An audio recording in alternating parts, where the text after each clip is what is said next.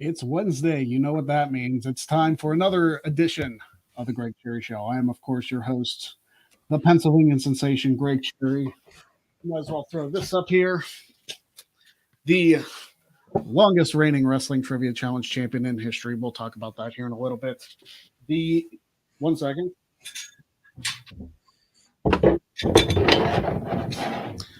Three-time Fan Quizlemania champion. Figured I'd show all the trophies I've got. Looking to get to 10. One day, it'll happen. But alongside yours truly is, of course, the creator of the Jeff Meacham Network, Jeff Meacham. I mean, it helps that it's named right after him. And, of course, the host of the Gridiron Grapple. Check it out every Tuesday at 4 o'clock Eastern. Big G, what's up, my friend?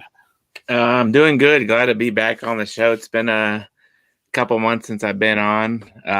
Glad to be back on with you guys. Like I said, Jeff, always good to see you. Other than that, I'm ready to get this ball rolling.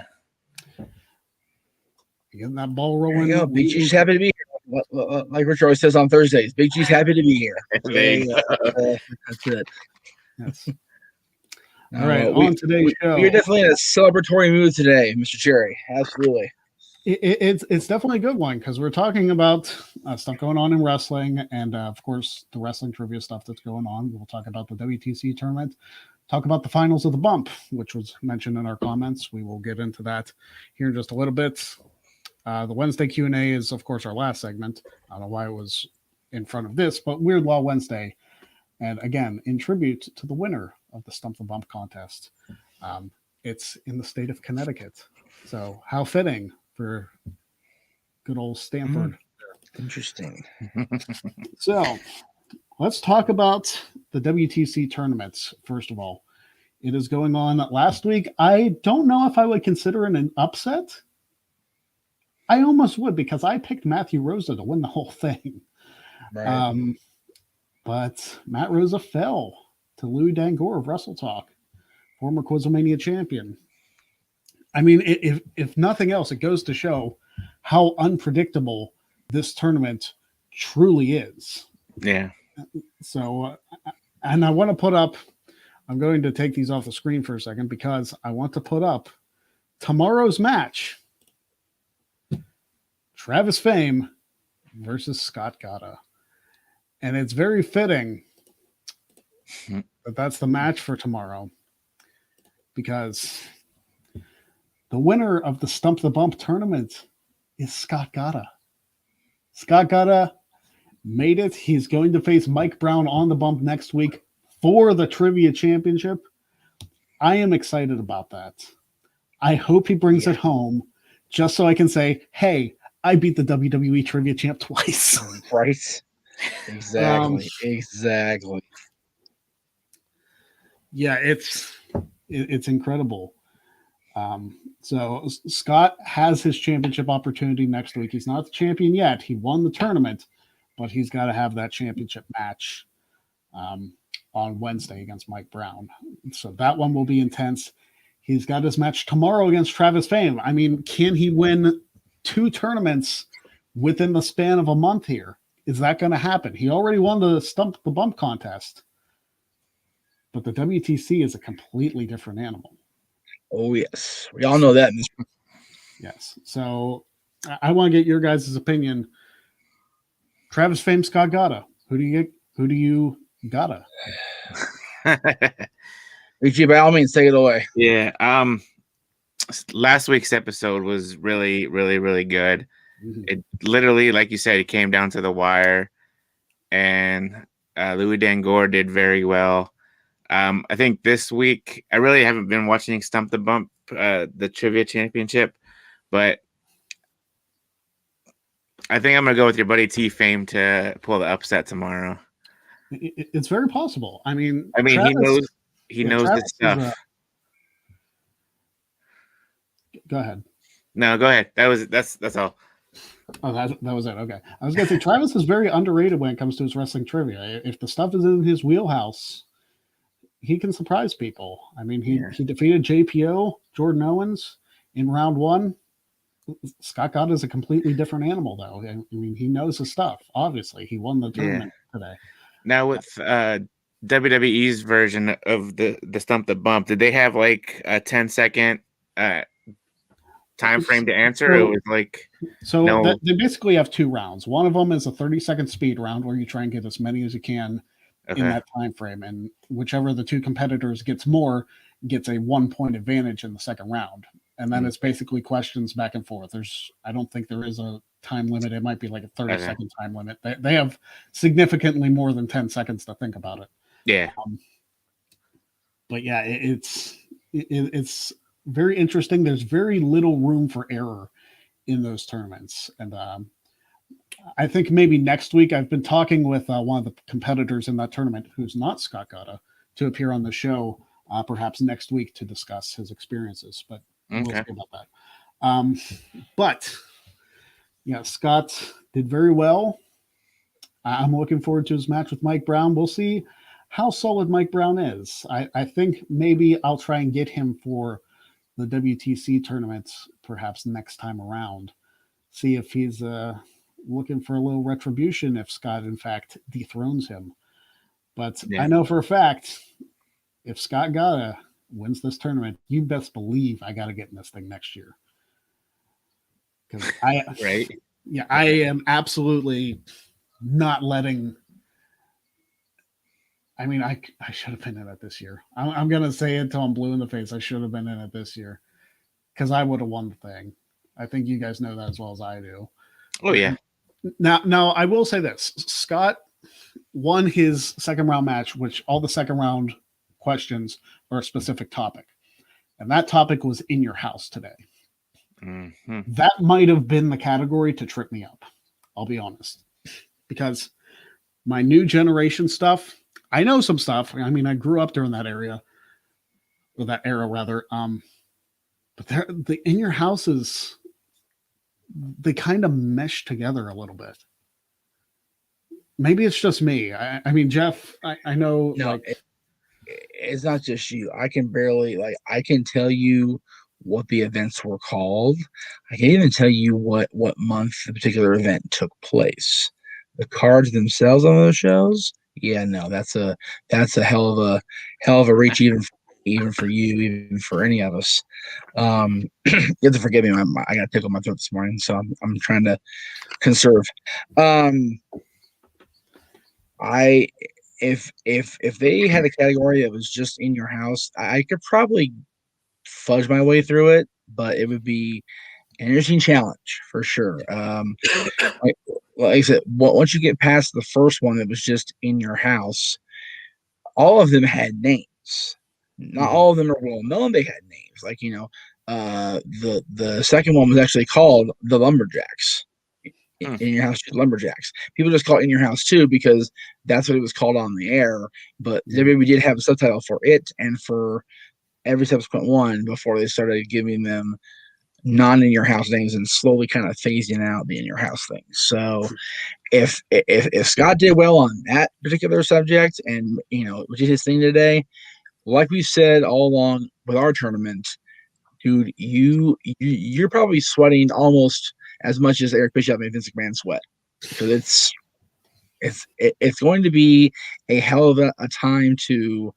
A hell of a task to retain your title, whoever wins this tournament. As far as tomorrow's match, I mean, I face Scott, you face Scott, so it's one of the things where we know what we're dealing with him, and Travis definitely knows his stuff, but Scott's definitely become the John Cena of the whole thing. Big match Scott, don't bet against. Yeah. Well, he calls himself Big Pop-Up Bump, which is fantastic. Which is great considering he won the bump tournament. That's actually pretty funny. And again, you talk about post Halloween Havoc 2000 until the end of the company. Don't bet against Scott Steiner either. So, yeah. And if you're going to bet against Scott, don't do math with Scott because you'll lose no matter what you do. So. Absolutely. There's 141 and 2/3 chance that I think Scott Gott is going to win. But Nonetheless, Scott Tremendous. got a Travis fame tomorrow in the tournament. And then next week, April 1st, there's going to be no April fooling around here for the quarterfinals. It's going to be Michael Turner and Adam Blampier closing out the quarterfinals. Guys, we watched both matches. We saw Michael Turner shut out Statboy in the first round. And we saw Adam, while he did win, didn't have a strong performance. But first round matches don't necessarily dictate how the second round's going to go. I mean, we've seen that over the course of pretty much any tournament. I mean, look at March Madness right now. I'm glad I didn't fill out a bracket because I would be pulling my hair out with as many upsets as there have been. It's been ridiculous this year. I mean, I'm no Oral Roberts to Ohio State, but it's absolutely nuts what's going on with this tournament. So I want your thoughts, even though it's not until next week. Michael Turner, Adam Blampier, Jeff, who do you got? Both these guys, I mean, full disclosure, I don't watch any trivia stuff but our own because, as everybody knows, I've got about 25,000 things to do during the course of a work day or even a weekend day. But both these guys really impressed me. I hadn't seen them, in their element before, so to speak. Based on performance in the first round alone, I got to go with Michael. Granted, Statboy knows what he knows, and he definitely didn't do very well in our tournament, in the actual tournament. But to get shut out means that the other guy just knows his shit, and Michael definitely does. Adam knows too, but he's not exactly comfortable in our 10-second world, like Michael definitely appeared to be.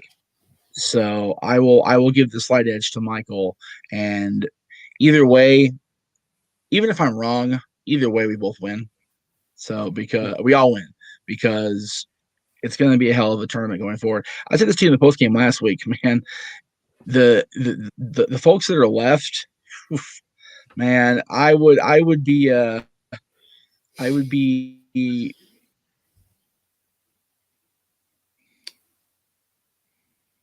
I think Jeff froze. I think he did. All right. Well, while we wait for him to get his thing fixed.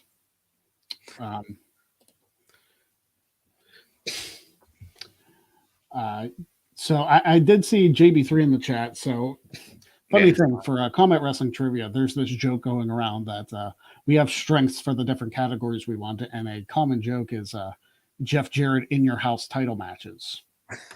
He only had the one, which, funny enough, ended up being a question today on Stump the Bump. Who did Jeff Jarrett face at In Your House 2? And the answer, of course, in a losing effort, was to Shawn Michaels, who became the Intercontinental Champion.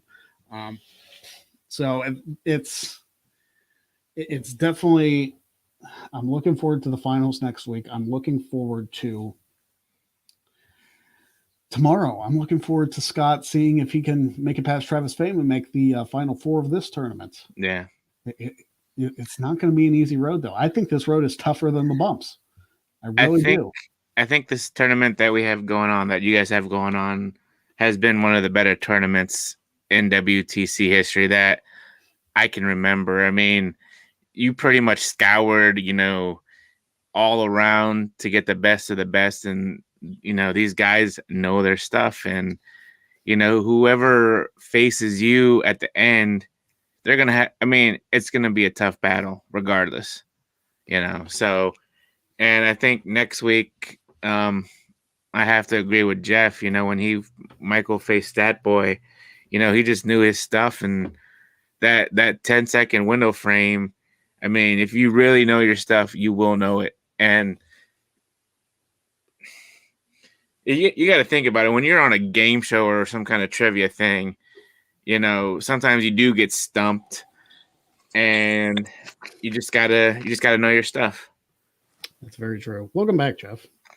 Yeah, something like that. Well, you are back. I know you're in the middle of talking about Adam and Michael. So if you want to reiterate your thoughts before we close out this segment. I also remember what I was saying, man. This thing has just got me so pissed off. Just go ahead. Okay. So, yeah. So tomorrow night on WTC, Scott Gotta, Travis Fame. Next week, closing out the quarterfinals with Adam Blampier and Michael Turner. We will see who makes the Final Four. We already got two of them. We got Chris Cass and Louis Dangoor on opposite sides of the bracket. Could that be the finals?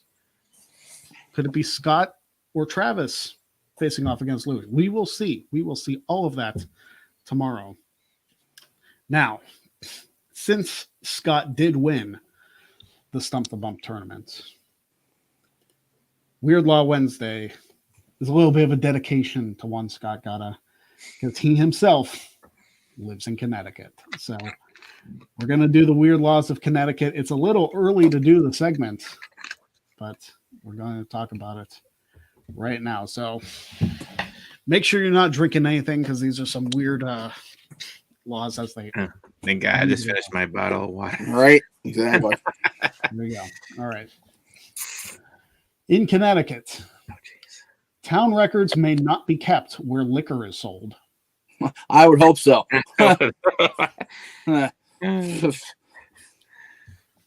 Jeez. I don't understand this. You can be stopped by the police for biking over 65 miles an hour. Well, there's two ways to look at that. First of all, if you're riding a bicycle at 65 miles an hour, dude, somebody call Metropolis Science Department. If you're on a motorcycle going 65 and not on the freeway, then you're speeding, which I get. Yeah. So there's a whole lot to peel down there. So I would be terrified if I was going on either one at 65 miles an hour. No kidding. right, exactly. First of all, that would have to be one steep ass hill to go down if you're on a bicycle, because Right. I don't think anybody's legs are that powerful to bike on a straight road 65 miles an hour. Yeah, that's crazy. I may be wrong. I may be completely wrong. Maybe somebody has that ridiculous leg strength. It's not me. I'm going to tell you that much. It must have happened like we said before, it must have happened at least one time for this to be made. Yeah. or more likely one time too many. That's the Right. thing. So, yeah. All right. Next up. Okay. In order for a pickle to officially be considered a pickle, it must bounce. Okay. Now we're starting to get into some of the really weird stuff, because Yeah. This is there some kind of pickle authority in Connecticut that here's the thing. You can bounce the pickle, but can you tickle your pickle? That's the thing we need to know as we go forward here. I don't want to know that. I really don't want to. Yeah, I don't want to be the authority on that one either. Sorry. Oh my God. But knowing how these laws have gone completely, I mean, it's very possible it could be here. Right. Yeah, for real. Also in Connecticut, it is illegal to dispose of used razor blades. What the frick are you supposed to do with them? I say, if you can't get rid of them when they're done, why? Do you have to like drive up to New Hampshire or Vermont or something and be like, Right. oh, here? Here you go. It's like, I mean, if you throw them in Massachusetts, nobody will care, but Oh my God. we'll throw them in Philadelphia. All right. Well, briefly here, if I may break in real quick, while we're on the subject of Connecticut, after we took the air, so we're technically the first no DQ people affiliated to say this. Congratulations to the newest member of the WWE Hall of Fame, Kane. Mm-hmm. And also, well, that's not confirmed though, is it? the Great Khali. Oh, I didn't see Khali get announced. Oh yeah, Khali got announced for WWE India. Yeah, WWE India. Oh, that's why announced I didn't see it, because it's too far back in my wheelhouse on Twitter. But we did see the rumors of your boy. Right. Yeah, maybe that one's not official yet. But No. that's I the way think it's he would be going. the headliner though of this class. I He would have to be. don't know if that's true or not. If you're if you're going to the 2021 class, the headliner is either Bischoff or Kane. Okay. I mean, feel like- I'm not trying to undersell my boy if he does get it, but I'm just calling it like it is. Not to quote Vince McMahon here, but I feel like it's got to be Kane. That's right. It's See got to what I be did Kane there? talking about Connecticut laws with our Connecticut champion. So continue on. I meant to keep that brief. So Josh, our buddy Josh says RVD is not confirmed yet. Fightful reported, I think he means RVD.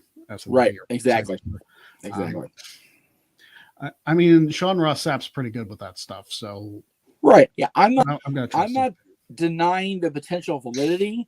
I just don't see a WWE Twitter thing next to it or the real RVD on Twitter saying it. So Well, I'm sure Rob's not going to say anything until like WWE themselves officially announce it. Yeah. right. And as we've always learned, until you see a WWE mention with a little check mark next to it, do not believe the damn thing. All right, back to the laws. Yes. I don't understand this one. I read it before. I was like, this one seems redundant. You cannot buy any alcohol after 9 p.m. or on Sundays afternoon on Sunday. That's exactly how it's written. So can you buy it on Sundays afternoon on Monday? First of all, somebody was clearly buying alcohol and using it before he wrote that law. The actual sentence structure, for one thing. You telling me that the state that hosts WWE does not even buy booze for their WWE watch parties? just or buy booze to deal with watching the company in the first place? I mean, yeah. I mean, we know Triple H doesn't drink, so maybe like that's a perfectly fine law for him. Right, but the old man does. Yeah. All right. It is illegal to discharge a firearm from a public highway. I would freaking hope so. Yeah, that should be a 50 state plus thing. Yeah, like you're not hunting on a public highway. At least I freaking hope you're not. So no. Yeah, that one's fine. The only time using a firearm on the highway is funny is when you're in the Beverly Hillbillies movie and aiming it from Jed's truck. All right. In I don't know if it's Devon or Devon, I'm conditioned, Connecticut. It is unlawful to walk backwards after sunset. I have many questions. So after sunset in Devon, Connecticut, do not be doing any Thriller dances with Michael Jackson. No. No moonwalking in Connecticut after sunset. No. But here's the thing. If you're not buying booze after sunset, then you're in good shape because you shouldn't be having the compulsion to moonwalk if you're not, drunk or anything. So they kind of go together. Yeah. I mean, I've moonwalked before. It's not easy, but I've done it. And of course, Yeah. So, all right. Next up, in Guilford, Connecticut. F this law. Oh wow! Only white Christmas lights are allowed for display. That's a bunch of bullshit. Piss off, Guilford, Connecticut. Dude, seriously, Guilford. How's it spelled? Guilford. Okay, so Gilberg or Galberg, or you wish you were Bill Goldberg. Your law sucks. Piss up a rope, for real. White only. First of all, the connotation alone screams stop that right now. Second of all, if I don't have colorful twinklies on my tree or on my house, I have issues. I break out in hives from lack of. So no, that's stupid. Yeah, colored lights or no lights at all. Yeah. All right. Or at least a healthy balance of both. White lights are good for like churches and stuff. Yeah. At home, you put colored lights on the tree. You put colored lights on the outside of the house. That's what you go with. We have lights. We have app lights on our house 365 and a quarter days a year. Yep. So you got to have them out there. Right. Yeah. Colin, you hate colored lights? What's the matter with you? Must be a Cleveland thing. I'm live, They hate actually. success anyway. So all right. We were always colored lights or bust when I was a kid. My dad actually threw us a curveball when we first moved in here 20 years ago of the icicles. I'd never seen those before. Those are awesome. Yeah. But like only that color? No. In good old Hartford, Connecticut. Oh boy, here we go. You aren't allowed to cross a street while walking on your hands. Eh? I'm actually okay with this. Yeah. First of all, I think you should be allowed to do this because if you can cross a street in a decent amount of time while walking on your hands, that's damn impressive. All right. Because I've never been able to walk on my hands. I'm not even going to remotely try. No. But it's significantly slower than walking on your feet. So if you can get across the street and do like some kind of like parkour thing to get over there, I get it. This law is probably for safety more than anything else. For sure, definitely. Yeah. But if you have the ability to do it, I mean, go to it. Go Man. for it. Live your life. Also in Hartford, Connecticut, you may not educate dogs. What? Educate what? Dogs. Man, these guys are getting more stupid every passing one here. I mean, does that mean you can't teach a dog tricks or something, or is it like you can't sit them down and make them do algebra? Like what is the what exactly education are we talking about? Because if you teach a dog to sit, it should be fine. Yeah. You're not going to make him read like freaking Oliver Twist or something. So it's also in Hartford, Connecticut. It is illegal for a man to kiss his wife on Sunday. See ya. Bye, Okay, Connecticut. all right. So you can't buy booze after 9 p.m. on Sunday, before Monday, apparently. You can't kiss your wife. You can't train your dog. You can't. What the hell are you doing in Connecticut on Sundays unless you're working for WWE? That's all that goes on in Connecticut. It's like freaking Green Bay when it's football season. Like the town's a ghost town. Everybody's got their cheese hats on. Or my hometown on Days End and Wine. There you go. Yeah, Crazy. It's no wonder that they picked Hunter to come from Connecticut and they just rammed it down our throats. How boring it is, how bad it is. God.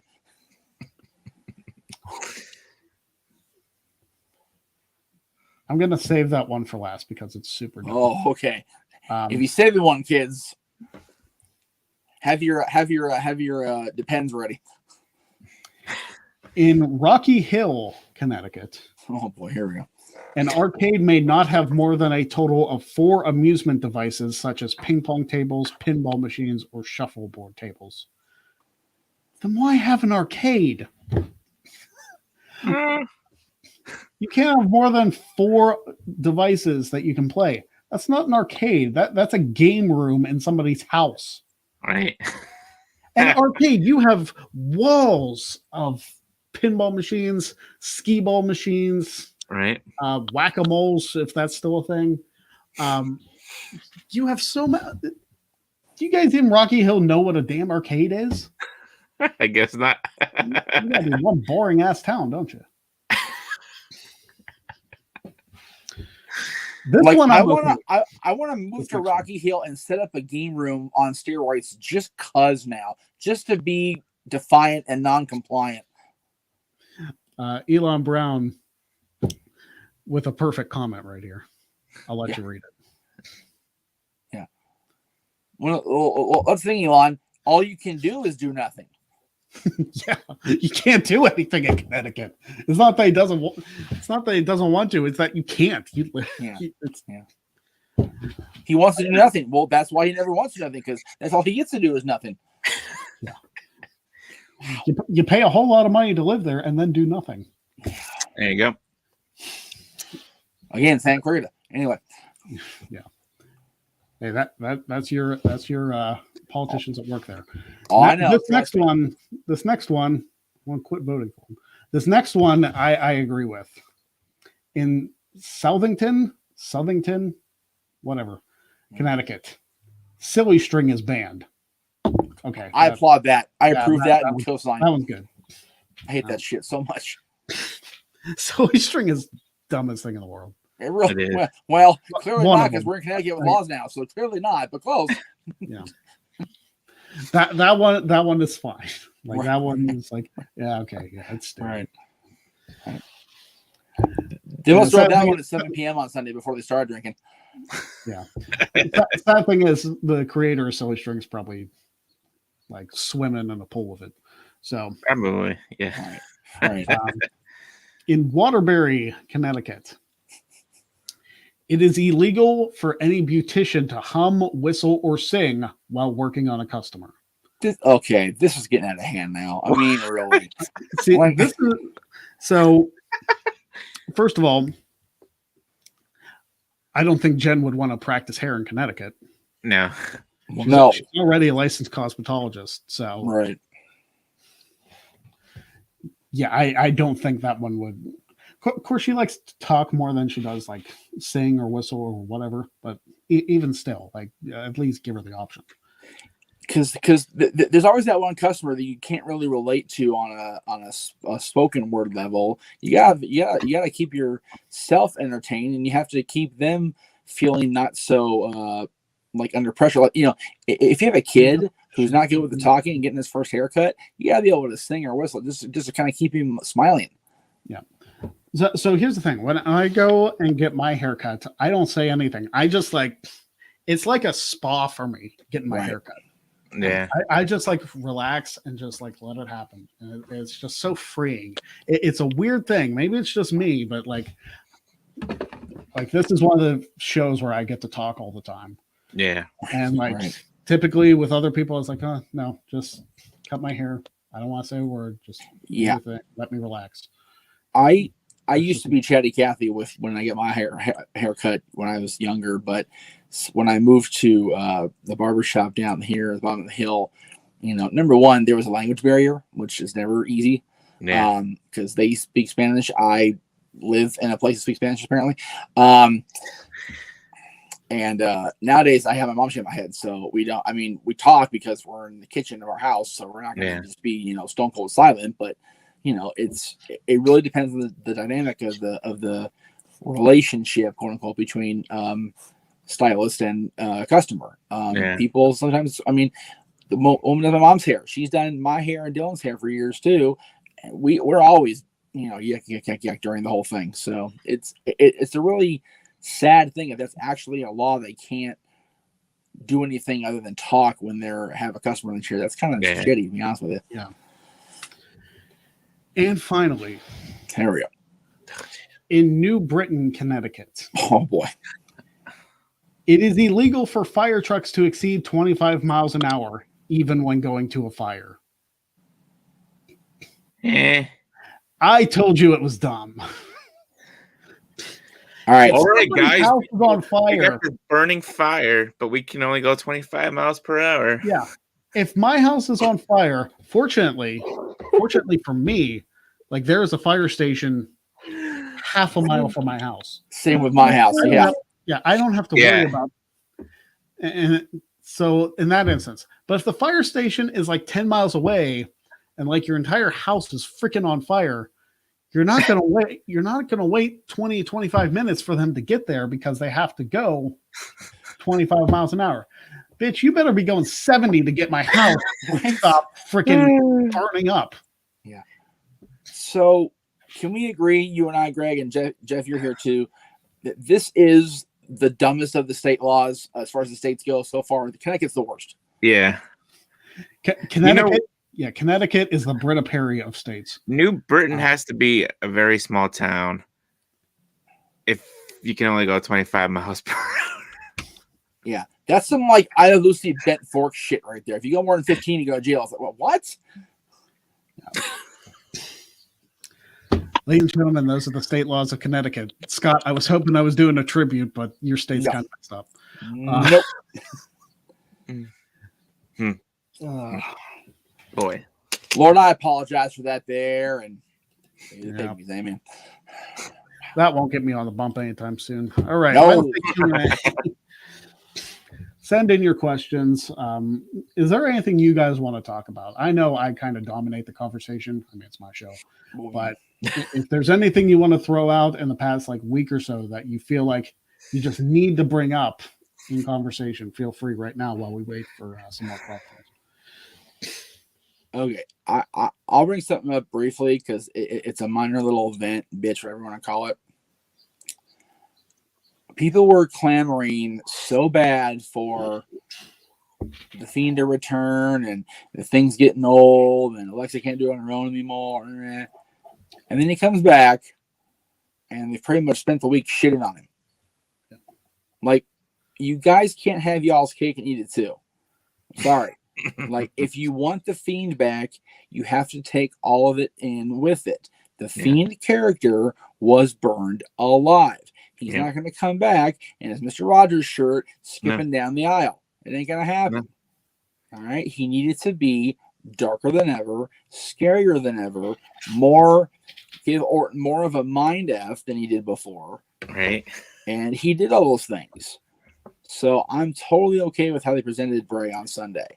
I look forward to how it goes from here because this is one of the matches where we all thought we're so sure that the trigger would be pulled and they'd finish the feud too early. And they haven't done it. They've actually the feud got to Mania. Yep. So that's tremendous on their part. So anybody that has a more than a minor, I don't like the way he looks or whatever, bitch, dude, get over it. And again, if you don't like what they're presenting to you, I've said every day this week and every last week, turn the channel. Stop your subscription. Stop buying the damn t-shirts.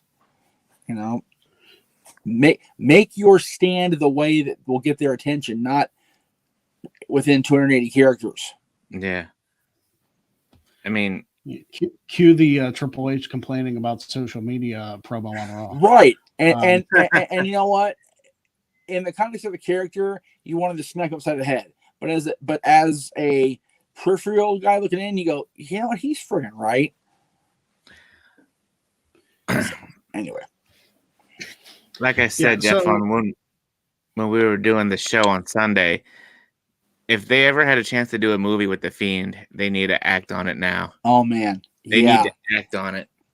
Like the immediate comparisons to both the resurrection of Jason Voorhees and the look of Freddy Krueger, it's like put him in a horror movie now. All right. So I just hope. I don't know if they will actually have a match or if they'll try and do like a Firefly Funhouse thing, because you can't do like the transformations of Bray Wyatt, or Orton for that matter, in front of a crowd. You can't do the transformations like that. No, unless they freaking are like quick change artists, which they're not really. So. Especially Bray's gimmick, it does not what do you call it?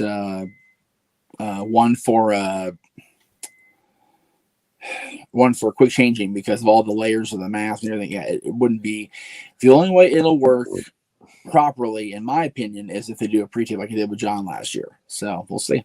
Yeah. So yeah, I'm hoping they do something cinematic with them, which it would be weird to like play that in front of a crowd, but at the same time, I just hope it's a far better improvement than the WrestleMania 33 match. You know, agreed on that. Yeah. Yeah. I've said this before. I like Orton. I like Bray. Their title match at WrestleMania 33 was a complete disaster. It was garbage. And I still House think, of Horrors. Jeez. and I want to see your guys' opinions and everybody in the comments too. Randy Orton and Bray Wyatt was the worst WrestleMania WWE Championship match of all time. It's up there. Yeah. Yeah, I mean, off the top of my head, yeah. Yeah. Worse than Triple H Orton at Mania 25, by and large, for me. Well, with both of those, Yeah. tremendous build, terrible execution. Yeah.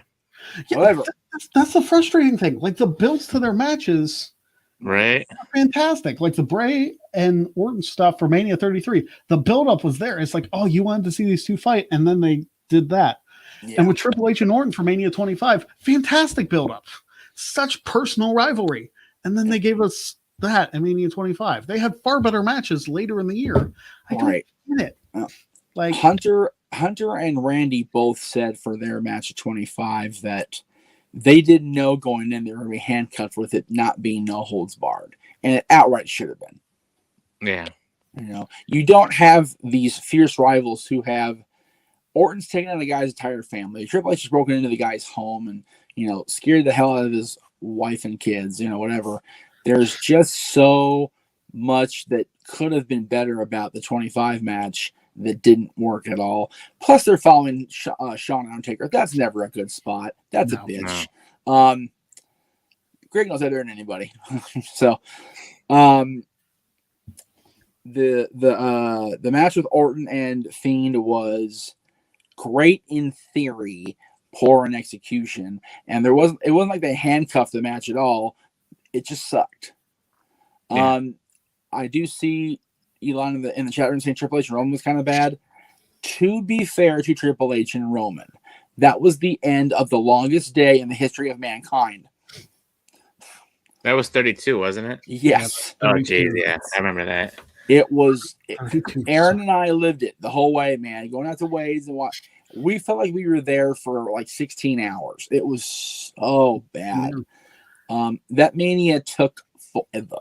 The only thing that stands out positive in that show to me, completely positive, start to finish, the women's championship match. Yeah. Yes, you can say the Hell in a Cell match was good, but the commentary was kind of cruddy, and the finish seemed to drag on a bit too long for my taste. The women's championship match went how it should have went. Put it for the chip on Sasha's shoulder, established that, okay, Ric Flair's here. He's going to help her cheat. Oh, by the way, smack down upside the face. Just kidding, you're gone. Goodbye. So there was just a great series of moments after that match that made it worthwhile. If it's not for that match, I'm content not having a WrestleMania party that year. 32 was a bad show overall. Still not the worst Mania of all time. No, it's not. And even Michael says, you know, worse. WrestleMania 32 was not great by any stretch of the imagination. It wasn't 27 bad. It definitely wasn't 11 bad. No. And Michael, as far as WrestleMania 2, as far as main event goes, you have to remember the different time slots had different main events. But Hogan Bundy, yeah, it was not that good. I'll even say that as Hulkamania. It wasn't a good match. You know, the Battle Royal was decent. It was fun to watch. The tag title match was great. The boxing match with Piper and T was what it was supposed to be. Let's not kid ourselves. But yeah, let's skip. You mentioned earlier, Greg. Let's skip over Moolah and Velvet McIntyre. Yeah. You mentioned earlier about the cinematic matches and and the crowd not being involved. You got to remember, one of the greatest matches in the history of The Undertaker had no crowd for most of it. The Boiler Room Brawl. Yeah. So, granted, that's Mark Calloway and Mick Foley in 1996 compared to, Wyndham Rotundo and Randy Orton in 2021, where those guys haven't had the necessity to do that with absolutely zero crowd with him. Now, Randy had a partial match like that last year because of the the nature of their match with his match with Edge. And Bray's definitely done it. He did last year with John. So the potential, again, just like with 25, just like with 33, the potential is there in spades. It's all about execution. Yep. All right, so let me scroll through these. There's a Kane question I saw, which looked pretty interesting. Yeah. Josh sent a question earlier that says, "Is Edge heel and should he be?" I feel like if they're putting Daniel Bryan in this match to make it a triple threat, which I have a feeling it's going to be, just based off the finish of Fastlane, you almost want to put Edge in that heel role. Yeah. Do you remember how damn good of a heel Edge actually is? Oh yeah. If you tap into ultimate opportunist, it's going to be some good stuff. So don't sleep on it and be like, oh, well, this is the same as this. It's like, freaking enjoy something, for crying out loud. Yeah. We didn't think we'd ever have Edge again wrestling. Yeah. And here let alone the main event. Yeah. Yeah. And Edge being heel, if it's a triple threat, it writes itself. It was his opportunity and Bryan wormed his way in. Yeah. Yeah. It writes itself. Mm-hmm. But do you think they're going to boo him though with the live crowd? It's been they're not gonna boo Roman. Roman did exactly what they asked him to do for 6 years, and he finally did it. So they're not gonna boo him, and they're not gonna boo Bryan. No. So it's kind of the default thing. Yeah. Are they gonna boo anybody? That's the question. I mean, this is the first live crowd in over a year. I don't think they're gonna boo. Yeah. Very true. Like I could see them booing like people that they really don't want to see in a certain spot. A lot of people said that they might boo McIntyre because they're going to favor Lashley. It could be a very Toronto-esque crowd, SummerSlam 2004. If you know, you know. So we don't know what's going to happen because we haven't had those fan reactions in over a year. We've had the produced stuff with the Thunderdome since the summer. And of course, all the Performance Center shows, but we try not to talk about those because there was very little to speak of. Exactly. So yeah, it's going to be very interesting to see how the crowd reacts on both days. I feel like whoever is the first person to enter at WrestleMania is going to get the most ridiculous pop, and it doesn't matter who it is. A lot of people have been talking about the main event of night one, whether it's going to be McIntyre and Lashley or if it's going to be Sasha and Bianca. I'm going to say this. I don't want people to be mad at me. I feel like Sasha and Bianca is going to open night one. I think so too. As much as I would love to see Sasha and Bianca main event night one, I feel like if you want to start the crowd off hot, that's the match you want to do it with because they're going to tear it up. If they give them time, which they should, because there's enough matches on both nights that you can give every match time.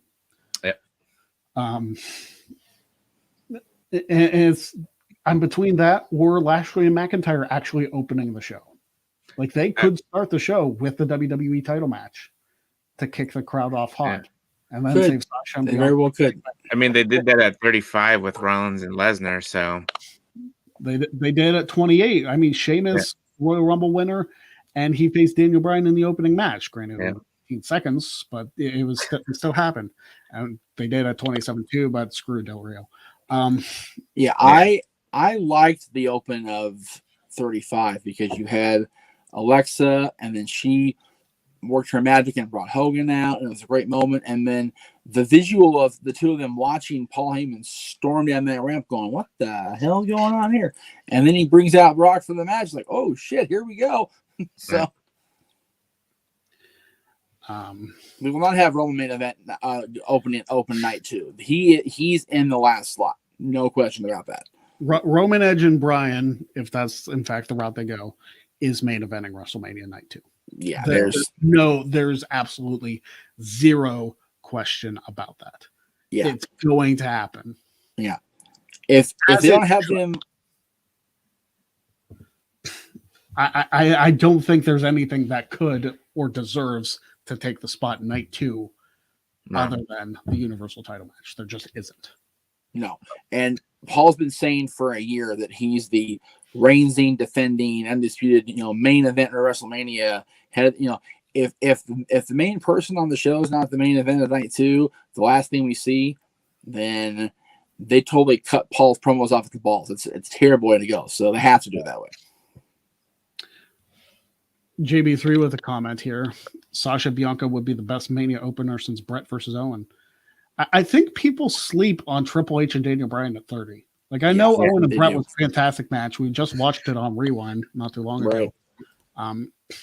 But people sleep on that Bryan Triple H match from 30. It was very good. It was very good. It was excellent. Yeah, that's probably the best opener and closer in Mania history if you combine the two. Yeah. Because Brett versus Yokozuna, not so good. No. But the triple threat match, Yoko's shoulder was up anyway on that 3 count. Yeah. I know I hate triple threats. Leave me alone. Get over it. The triple threat at the end and the opener with Bryan and Triple H, I mean, there's really not a better combination of the two. I don't think. No. I mean, that could be an interesting discussion. What is the best opening and closing combination of matches? I mean, there is the 35 being Lesnar versus Rollins and the first women's match in the main event ever. So that was a great pair too. Yeah. So, I mean, I have a problem with the women's match just because of the finish. It was sloppy. Right. And the match itself was good. Don't get me wrong. I love Becky. I love Ronda. I love Charlotte. Yeah. The finish was just not what a WrestleMania finish should be. And they never followed up on it. Like, if Right. Ronda would have complained or something that her shoulder was up, because it was. Oh yeah. And of course Becky getting pregnant, that's not going to happen. Right. Yeah. Had they done anything to show follow up, and like I said before, I told Aaron at Survivor Series, Mania's her last night, whatever happens. And she got sour on the product in a hurry and Ronda left. And there was, for all that Becky did in that year as champion, including partially being SmackDown champion as well, there will always be that over her head going, yeah, but. Yeah. And the last thing you want on a first of anything is yeah, but. The first Hell in a Cell, tremendous. Start to finish, great stuff. First chamber match, great match. Finish was rocky because of Hunter's throat, yes, but Hunter is a soldier and he freaking trooped on, man. God bless his ass. First Money in the Bank, still, my opinion, the best one ever. Yeah. First main event with females at WrestleMania, there's a yeah, but. Not good. Not good. Yeah, it's so hard because you wanted it to be like the success, but you look at it, it's like it was such a sloppy finish. Yeah, and to go absolutely nowhere with covering the botch, to their credit, like AEW did with the sparkler stuff. Yeah. Man, they covered that like a freaking politician covers his tracks, boy. Woo! That was so well done by everybody involved there. And Ronda didn't even show up the next night on Raw, did she? I don't know. Ronda's not been on a WWE show other than that gaming show. Help me out here. Oh, that up, down, down, or whatever? No. It was set recently. Anyway, that's the only thing she's been on that was a new piece of footage. Yeah. And it's been almost 2 years now. Yeah. So very unlikely we're gonna get. Number one, Becky's still out. We don't know when she's coming back. Ronda's doesn't give a shit. She doesn't care anymore. So that will unfortunately be the lasting legacy of the main event for WrestleMania for women is, but. Yeah.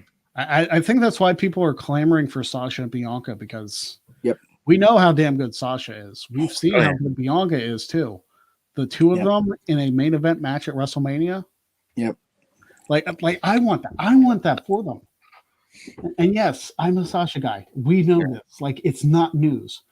But the two of them together, I want to see that match main event. I do. Yeah. There's a good chance it will. Yeah, There's a good chance it will. I hate the build for it. It's so, and here's the thing too. And right after I'm done talking about this, we're gonna rapid fire some of these questions. Sometimes you don't need a strong build to have a good match at WrestleMania. No. Nope. Case in point, Kurt Angle, Chris Benoit, WrestleMania X7. Yeah. Do you know how 6 long? days. Jeff knows this because I literally just tweeted about this the other day. Do you know how long the build for that was? It started on the go home to Mania. Wow. 6 days. Yep. They didn't start their feud until 6 days before WrestleMania.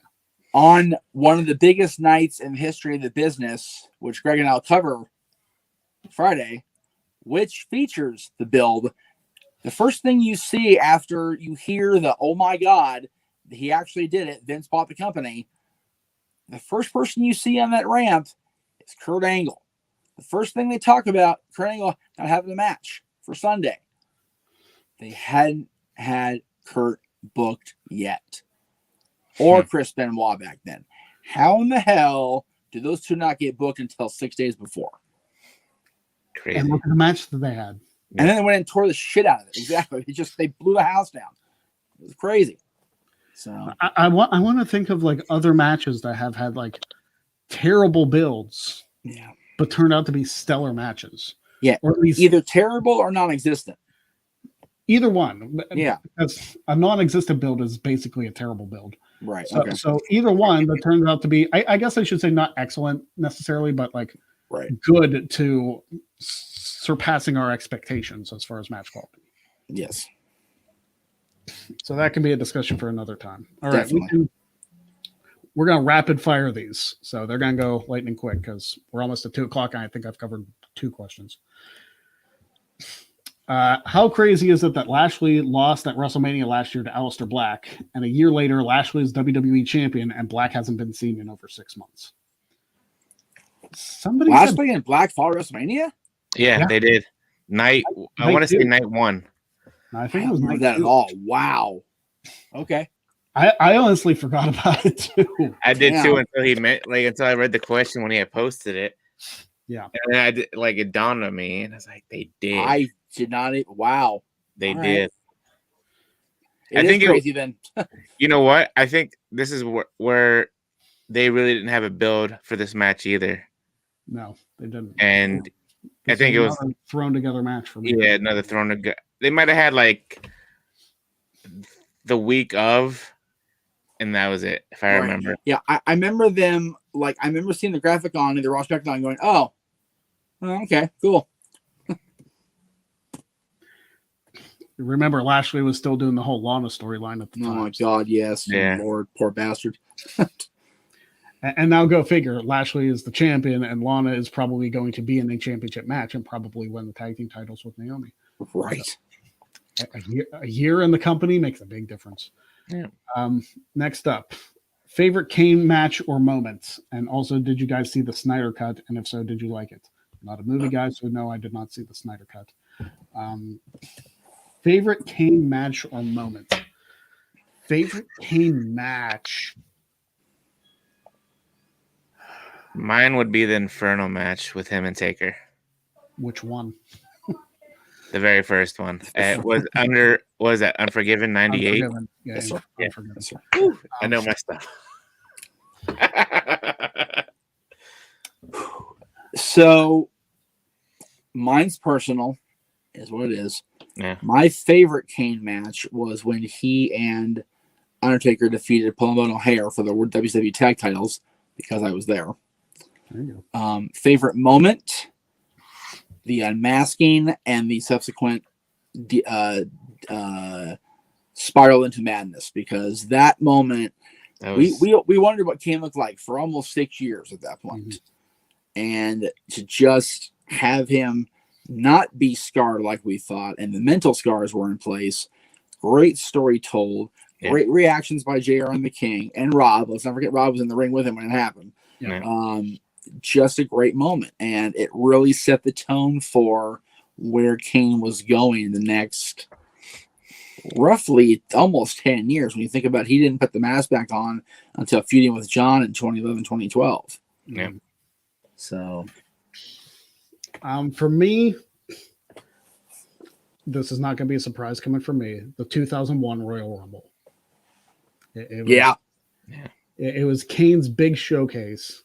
Yep. He got the hell beat out of him for damn near an hour and made the final two. Like that is a Kane moment or a match that 20 years later we still talk about.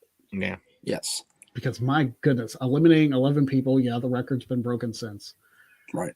But he held that record for a good 13 years before Roman broke it. Yep. Yep. So that was incredible. Funny point of trivia, Mr. Trivia Master. Who had the previous record, and how funny is it given what Glenn's previous gimmick was? Who had the previous elimination record in a single match? Austin. Austin had 10 in 97. Okay, so before that. That's why he's the champ and I'm the host. There you go. Yeah. Austin had 10 in 97. I honestly forget about that whole show so often. I feel like an ass, but I do. I forget about the Rumble. I forget about the title match. All of it. Brain fart. I know you don't for obvious reasons, but number one is Rumble. Number two, it's Shawn Michaels in the main event at the championship match. So I get that. Yeah. I was going for Diesel, who had 7. And the fact that Glenn played Diesel later just struck me funny in my head just now. So in the 97 Rumble. Right.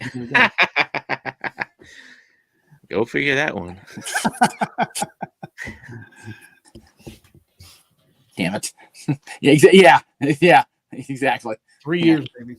Over 1,100 days. All right. Jesus. There's a record for you. There you go. Yeah. Elon. Thoughts on Andrade no Snyder cut yet. I haven't had time yet. Yeah. Thoughts on Andrade's release, and do you think Charlotte leaves WWE to follow her fiance? No to that. Thoughts on Andrade's release? Good for him. They weren't using him for anything. They stopped using him right when they broke him off from Zelina Vega. And I hate. First of all, there's so many people on Twitter blaming Zelina Vega for Andrade not being on TV. They broke them up before that. Yeah. So knock it off. Get off of Thea's back. All right. Yeah. Seriously. Seriously, all the people hating on Thea Trinidad for Andrade not being on TV, piss off. That is not her fault at all. No, they split them up months before that. Yeah. Which was stupid in the first place. Now, I don't disagree, but do not blame Thea Trinidad for and not being on TV. Let's be fair also. Don't blame Aleister Black just because it's her husband. Yeah. You have to remember something. People choose who they choose who they get married to. They weren't doing anything with Aleister before she left, before they broke up her and Andrade. So this has nothing to do with people getting fired, hired, released, whatever you want to call it. This has nothing to do with WWE not knowing what they have in their pool and filling it with chlorine and stuffing everybody out instead. Yeah. Now, here's the thing. I mean, look at Lana.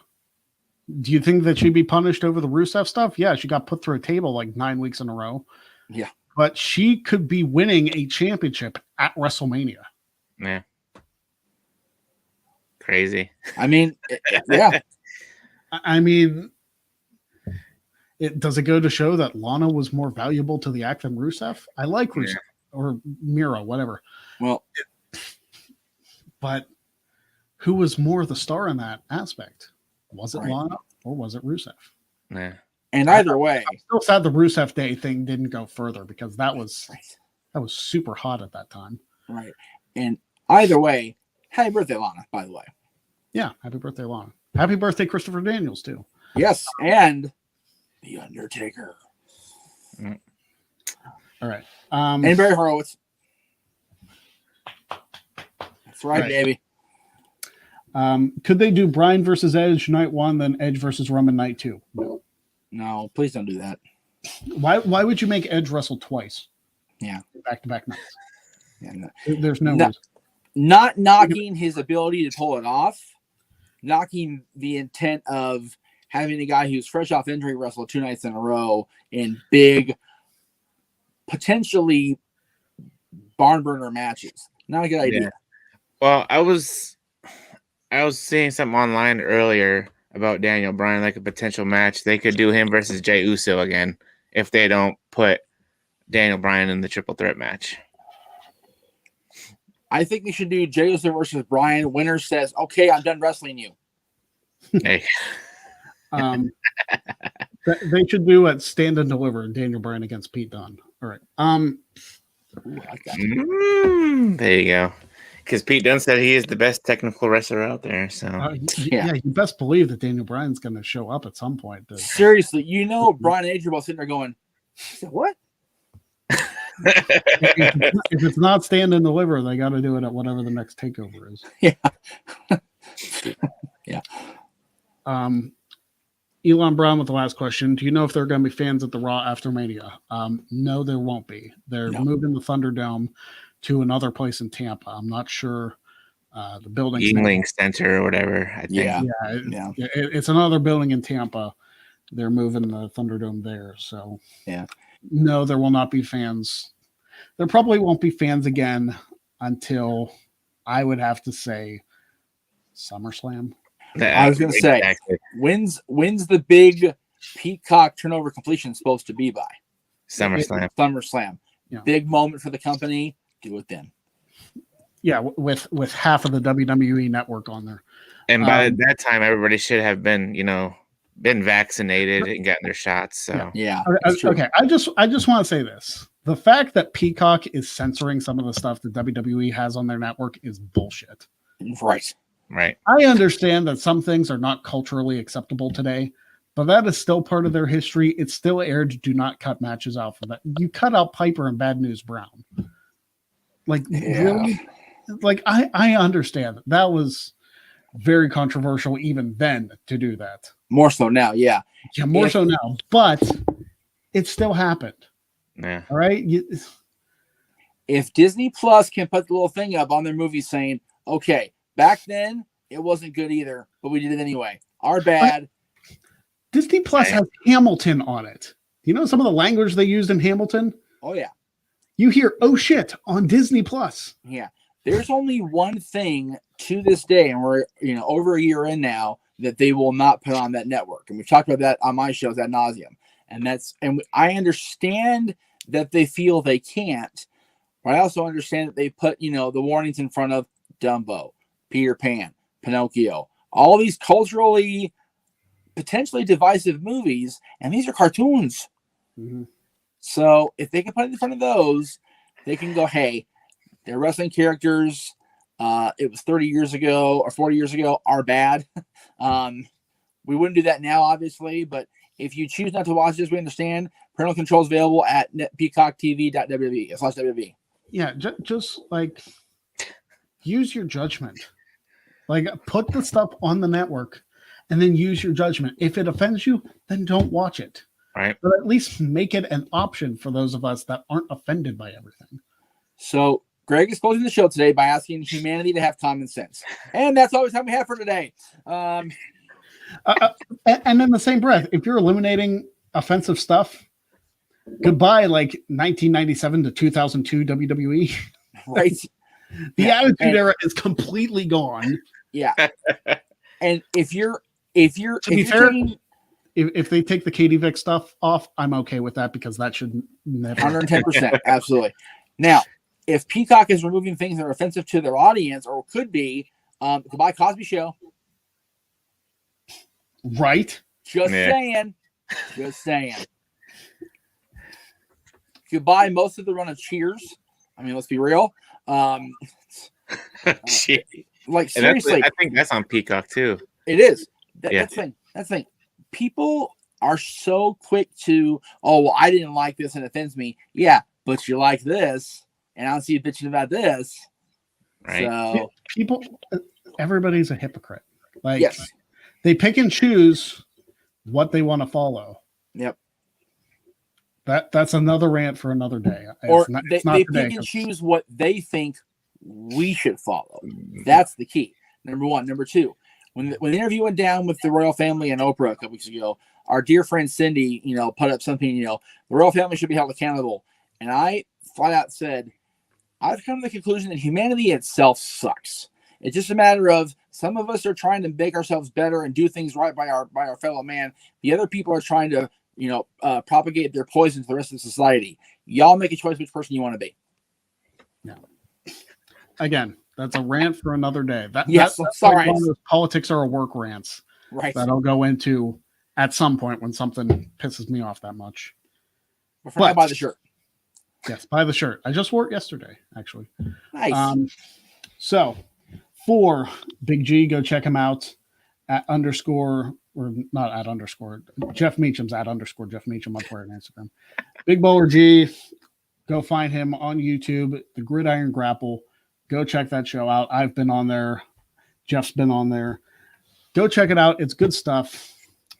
Very fancy intro too that was made by somebody very special. Yes, thank you. You're welcome. And of course, go check out the NoDQ.com Wrestling Trivia Challenge tomorrow. Scott Gutta versus Travis Fame. The Post Show to air after. Go check out the Jeff Meacham Network for Wrestling Rewind, for Talk Wrestling, for Dad's Not Always on Wrestling. Two shows to rewind this week. Yeah. So go check all that stuff out. Go follow us. Go buy our shirts. All that fun stuff. Like, subscribe, share, and whatever you do, keep it tight. Oh, that's the wrong channel. Sorry. But until next time, we will see you all. Yes, I went with the up, down, down reference. I'm not even sorry about it. We will see you all next week on the Greg Cherry Show.